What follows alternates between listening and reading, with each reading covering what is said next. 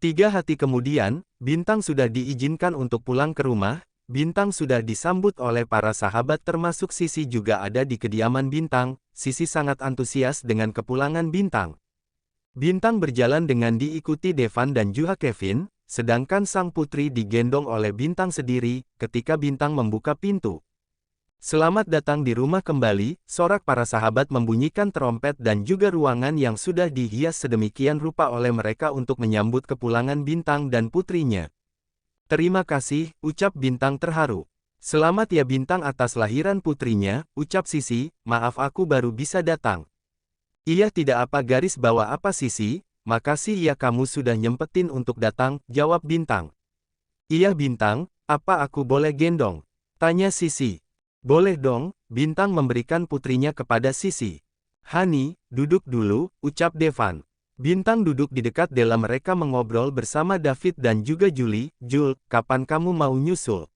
Si David sudah nikah dan gue sudah punya anak dia." "Nah elo, masih saja jomblo betah banget," ucap Devan sambil melirik ke arah Julie.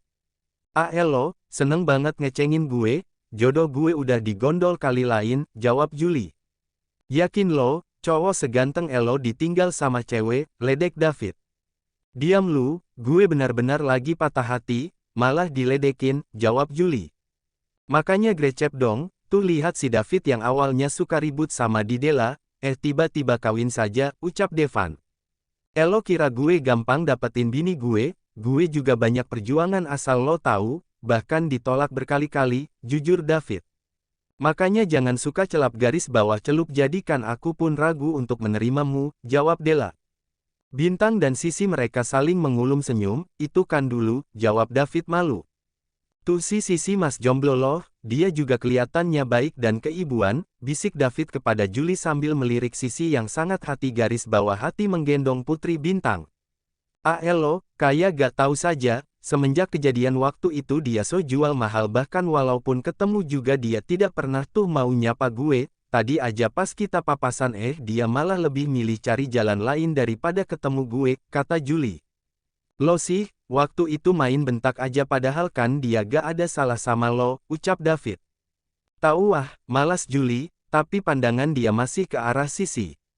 "Oh iya siapa nama anak lo Dev?" tanya David. "Keisa Putri Anderson," jawab Devan. "Wah bagus sekali namanya," puji Della. Setelah para sahabat pulang, Bintang langsung memandikan Kevin, lalu memandikan Keisa. "Wah anak garis bawah anak ayah sudah cantik dan tampan," puji Devan sambil berjalan ke arah anak garis bawah anaknya, karena Bintang mau mandi jadi meminta Devan untuk menemani anak garis bawah anak. "Iyan dong," jawab Kevin, "Dede Keisa tidur terus." "Kan dedenya masih kecil jadi tidur terus," jawab Devan. "Oh gitu ya yah, terus kapan kakak bisa main sama dede?" Petik 2. "Nanti kalau adek Keisanya sudah besar baru kakak bisa main, sekarang mainnya sama ayah saja dulu ya," kata Devan sambil mengelus Kevin. Kevin pun mengangguk garis bawah anggukkan kepalanya. Setelah makan malam selesai Bintang menyempatkan untuk menemani Kevin di ruang TV. Ia tidak ingin Kevin merasa tersisihkan karena ada Keisa, sedangkan Devan menggendong Keisa. Entah kenapa Keisa sangat senang jika digendong oleh sang ayah. "Wah gambar kakak bagus sekali," puji Bintang. "Iya dong, kan bunda yang ajarin," jawab Kevin bangga. "Anak pintar, nanti kalau adenya sudah besar kakak ajarin adenya untuk gambar ya," kata Bintang sambil mengelus kepala sang anak. "Baik bunda," jawab Kevin yang masih mewarnai. Setelah selesai menemani Kevin, Bintang pun mengajak Kevin untuk tidur karena sudah jam 9. Bintang menidurkan Kevin di kamarnya. Setelah tidur Bintang langsung masuk ke kamarnya. "Kevin sudah tidur?" tanya Devan yang sudah duduk di sofa dengan laptopnya. "Sudah," jawab Bintang sambil berjalan ke arah Bob Keisa. "Hani, apa kamu tidak lelah mengurus 2 anak sekaligus?" tanya Devan. "Tidak, apa perlu aku mencarikan babysitter untuk membantu?" tanya Devan yang merasa kasihan kepada sang istri harus mengurus 2 anak sekaligus. "Tidak apa garis bawah apa, aku tidak merasa direpotkan. Kan ada bibi yang bisa bantu aku," jawab Bintang sambil mendekat ke arah sang suami. "Aku hanya kasihan kepadamu Hani," ucap Devan sambil menutup laptopnya. "Lagian kenapa Meli pulang mendadak sih," ucap Devan. Katanya dia ada keperluan di kampungnya makanya dia pulang dadakan, jawab Bintang sambil menyandarkan kepalanya di dada sang suami. Devan hanya mengangguk garis bawah anggukan kepalanya, ya sudah ayo tidur mumpung putri kita tidur, ajak Devan. Iya sayang, mereka pun berjalan ke arah tempat tidur untuk beristirahat mumpung putri mereka tertidur lelap. Baru juga mau tidur tiba-tiba Kesia menangis, sama aku saja bun, ucap Devan. Udah kamu tidur saja sayang besok kan harus kerja, jawab Bintang lembut. Putri bunda bangun ya, Bintang langsung turun dari tempat tidur lalu berjalan ke arah sang putri, dengan hati garis bawah hati Bintang menggendong sang anak. Anak bunda pipis ya, Bintang membuka popoknya yang sudah penuh. Kesia kenapa Hani? Tanya Devan yang tidak bisa tidur lagi. Ini popoknya penuh, jawab Bintang, loh kok gak tidur lagi? Petik 2. Ngantuknya hilang Hani, jawab Devan jujur. Bintang tersenyum ke arah Devan sambil menggendong Keisa untuk menyusuinya. Di rumah David, sayang apa kamu tidak ingin mempunyai bayi lucu cantik seperti anaknya Devan? Tanya David. Pengen sih, tapi aku masih takut, jawab Della, yang sedang menyender di bahu David setelah melakukan olahraga panasnya. Takut kenapa? Petik 2. Takut gak bisa menjadi ibu yang baik untuk anak kita, jawab jujur Della.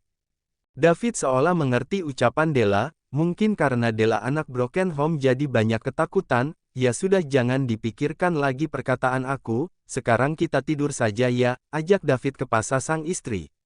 Della pun memeluk sang suami lalu mereka tertidur, sebenarnya Della tidak benar tidur ia masih memikirkan permintaan sang suaminya tentang anak, maafkan aku yang belum siap untuk mempunyai anak, batin Della.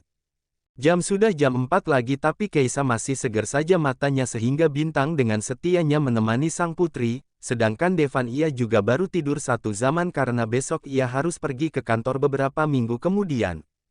Pagi ini seperti biasa Bintang sudah menyiapkan keperluan anak dan juga suaminya, bahkan Bintang juga menyempatkan untuk membuat sarapan. Setelah memandikan Keisa Bintang turun ke bawah sambil menggendong Keisa. Ia melihat Kevin dan sang suami yang sudah duduk di kursi meja makan. Selamat pagi, sapa Bintang.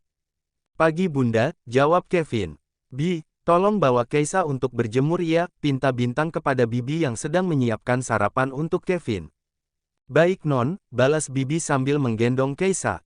Maafkan bunda ya, bunda tadi hanya bisa menyiapkan pakaian kakak saja, ucap Bintang sambil mengelus sang anak. Iya bunda tidak apa garis bawah apa kakak kan sudah besar, jawab Kevin. Bunda bangga sama kakak, ucap Bintang. Sudah jangan ngobrol saja, ayo makan, ajak Devan.